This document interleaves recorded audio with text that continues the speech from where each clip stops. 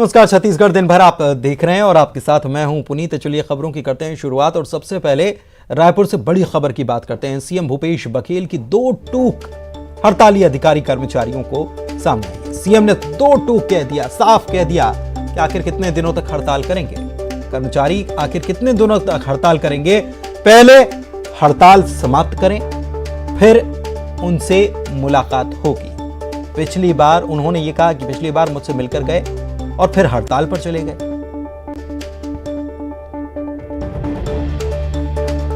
तो बिल्कुल साफ कर दिया मुख्यमंत्री ने।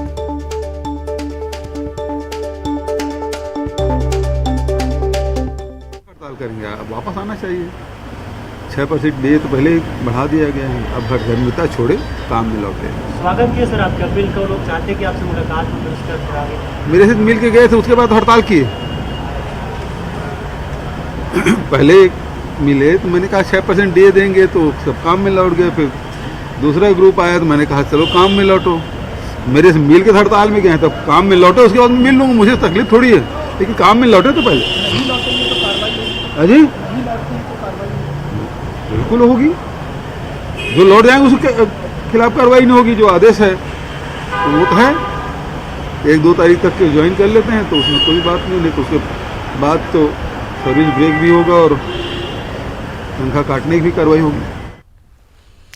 और इससे पहले हड़ताल में शामिल कर्मचारियों से सीएम भूपेश बघेल ने यह अपील भी की थी। हड़ताल से लोगों को दरअसल असुविधा हो रही है। मुख्यमंत्री ने कहा कि आप सभी अपने कर्तव्यों का निर्वहन कीजिए। आपके कुछ कर्तव्य भी हैं।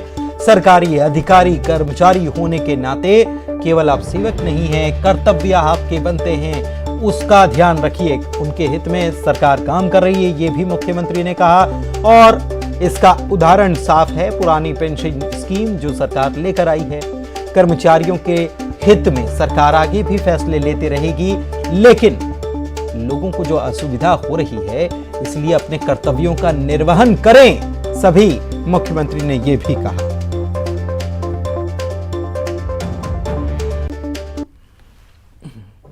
रायपुर से खबर अगली। अधिकारी कर्मचारी फेडरेशन के बैनर तले बीते 10 दिनों से हड़ताल जारी है और अब ये निर्णय की ओर पहुंच चुकी है। पहले शासन स्तर पर कड़ाई और फिर मुख्यमंत्री द्वारा ट्वीट कर लोकहित में हड़ताल समाप्ति की अपील के बाद फेडरेशन ने हड़ताल पर निर्णय लेने के लिए गुरुवार को बैठक बुला ली है। फेडरेशन दफ्तर में दोपहर 2 बजे होने वाली बैठक में हड़ताल और शासन के रवैये पर फैसला किया जाएगा। बता दें कि हड़ताल 10वें दिन भी जारी रही। छत्तीसगढ़ कर्मचारी अधिकारी फेडरेशन का लगातार आज हमारे आंदोलन का 10वां दिन है और निश्चित रूप से इस आंदोलन के चलते मुख्य सचिव के द्वारा 29 तारीख को फेडरेशन को चर्चा के लिए आमंत्रित भी किया गया। तो एक तरफ चर्चा के लिए आमंत्रित किया गया, उसके बाद में फिर 29 तारीख को एक पत्र जारी हुआ शासन का जीएडी की तरफ से कि कर्मचारियों को पर एस्मा की कार्रवाई की जाएगी, उसके छुट्टी की कटौती की जाएगी। और तो और हमारे पिछले 5 दिवस का जो हड़ताल था 25 जुलाई से लेके 29 जुलाई तक का, उसका भी उसने हवाला दिया। तो हमने इस बात को लेकर फिर शासन के जिस माध्यम से हमारे मुख्य सचिव की चर्चा हुई थी उन तक हमने बात पहुंचाई। तो उसके तत्काल बाद अवकाश के दिन में 30 तारीख को इसके संबंध में फिर पत्र जारी हुआ और ये बात अभी जो कही जा रही है कि 1 तारीख या फिर 2 तारीख तक कर्मचारी हड़ताल पर लौटे तो तमाम जो हड़ताल की अवधि का है उसको फिर न वेतन कटौती की जाएगी, न कोई कार्रवाई होगी और वेतन का भी भुगतान किया जाएगा। निश्चित रूप से छत्तीसगढ़ कर्मचारी अधिकारी फेडरेशन अपनी 2 सूत्री मांग को लेकर लगातार जो आंदोलनरत है, प्रदेश के 5 लाख कर्मचारी पूरे प्रदेश के तमाम जिला मुख्यालयों ब्लॉक तहसील जो आंदोलन पर हैं वो आंदोलन पर रहेंगे जब तक हमारी अंतिम हमारे फेडरेशन का बैठक में कोई निर्णय तय नहीं होगा या मुख्यमंत्री के साथ में हमारी कोई वार्ता नहीं होती है। और ये भी जानकारी कि मुख्य सचिव के द्वारा मुख्यमंत्री से चर्चा की बात कही गई है, उसके बाद ही कर्मचारी हड़ताल से आने वाले समय में इसके बाद निर्णय हम ले पाएंगे। इधर खबर रायपुर से। प्रदेश में बीते 10 दिनों से जारी अधिकारी कर्मचारी फेडरेशन के बैनर तले हड़ताल का अब तक कोई निराकरण हो नहीं पाया है। शासन स्तर पर कड़ाई के बाद मुख्यमंत्री ने लोकहित में हड़ताल समाप्त करने की अपील की है, लेकिन फिलहाल इसका असर दिखाई नहीं दे रहा है। प्रदेश के अनियमित कर्मचारी भी 1 सितंबर यानी कि कल से हड़ताल का ऐलान कर चुके हैं। संघ के पदाधिकारियों ने कहा है कि मुख्यमंत्री और सरकार से उन्हें काफी उम्मीदें हैं। हमर छत्तीसगढ़िया सरकार से जम्मो 5 लाख अनियमित कर्मचारी संविदा दैनिक वेतनभोगी अंशकालीन श्रमिक दर के अस्थायी श्रमिक मन इकट्ठा होके संवेदनशील छत्तीसगढ़िया सरकार के तिरन आप मांग लेके जाथन कि आपके जो वादा रही 10 दिन में नियमितीकरण करे के तेल ला आप नियमित कराओ बीच में 2 साल के बाधा रही से ओला हमन स्वीकार करथन, पर अब सब ला आप खुश करे हो हर वर्ग ला, तो हमो बर कुछ न कुछ आप देवो। यही कामना के साथ हमन 5 लाख मन जाथन। एमा हमन सब छत्तीसगढ़ी आदमी हन, आदिवासी, ओबीसी वर्ग से, ST/SC वर्ग से, जनरल वर्ग से, सब 5 लाख काम करिए हमन कि बहुत उम्मीद है सरकार ले कि हमारे बर कुछ न कुछ जरूर करिए। झारखंड यूपीए के विधायक आज भी रायपुर के रिजॉर्ट में रुके हैं। विधायकों की बाड़ेबंदी को देखते हुए रिजॉर्ट की सुरक्षा व्यवस्था बढ़ा दी गई है। रायपुर में रिजॉर्ट में ठहरे झारखंड के विधायकों की खातिरदारी हो रही है। विधायकों को छत्तीसगढ़ी व्यंजन परोसे जा रहे हैं। वहीं झारखंड के मुख्यमंत्री हेमंत सोरेन अब रायपुर नहीं आ रहे हैं। आज उनके रायपुर आने की चर्चा थी, लेकिन वे नहीं आए।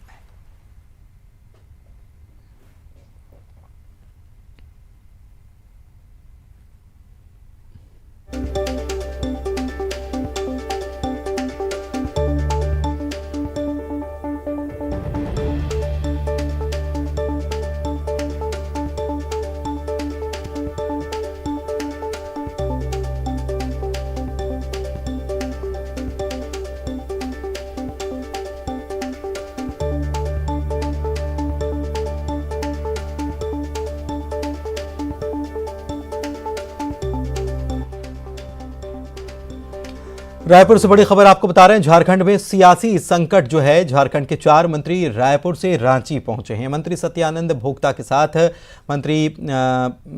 अन्य मंत्री रांची पहुंचे हैं और रांची से रायपुर जो आए थे 4 मंत्रियों के साथ रांची पहुंचे। मंत्री आलमगीर आलम और बन्ना गुप्ता रांची पहुंचे। मंत्री रामेश्वर उरांव और बादल पत्रलेख भी रांची गए। मंत्री आलमगीर आलम ने कहा कि सरकार अभी भी अपना काम कर रही है। कल कैबिनेट की बैठक होगी जिसमें सभी शामिल होंगे। उन्होंने बीजेपी पर जमकर निशाना साधते हुए कहा कि मध्य प्रदेश, कर्नाटक और गोवा में बीजेपी ने जो किया वही झारखंड में भी करना चाहती है। हमें कोई डर नहीं है, हमारे पास संख्या है।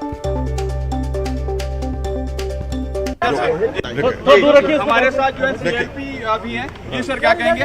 देखिए, आज जो है झारखंड सरकार अपना काम कर रही है और हम लोग काम में आज भी हम लोग दिशा निर्देश दिए हैं अपना विभाग को। कल हमारा कैबिनेट है, हम कैबिनेट में जा रहे हैं। रायपुर आने की क्या वजह है? तो रायपुर आने की वजह अगर बोला जाए तो ये प्रचार माध्यम से ही हम लोग को रायपुर लाने के काम किया है।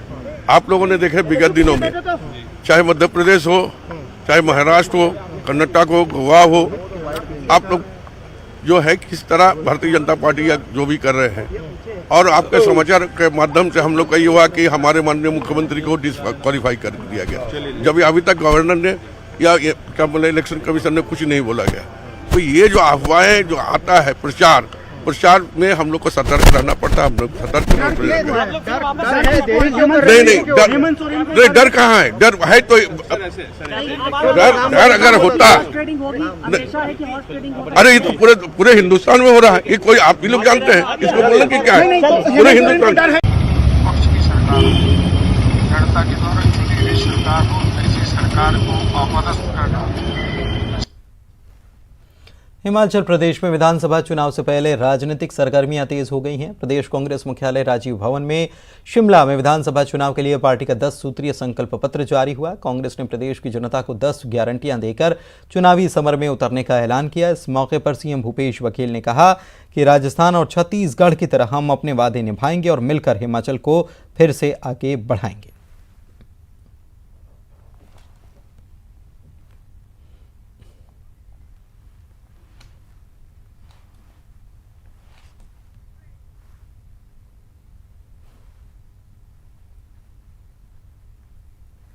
तो कांग्रेस ने संकल्प पत्र जारी कर दिया है और संकल्प पत्र में क्या क्या है ये ग्राफिक्स के जरिए आप देख भी पा रहे हैं।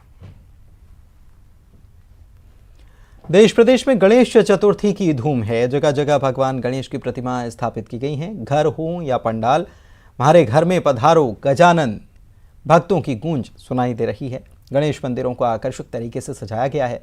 रायपुर में सीएम हाउस में गणेश चतुर्थी के मौके पर भगवान गणेश की प्रतिमा स्थापित की गई, पूजा अर्चना की गई और प्रदेशवासियों की सुख, समृद्धि और खुशहाली के लिए कामना की गई।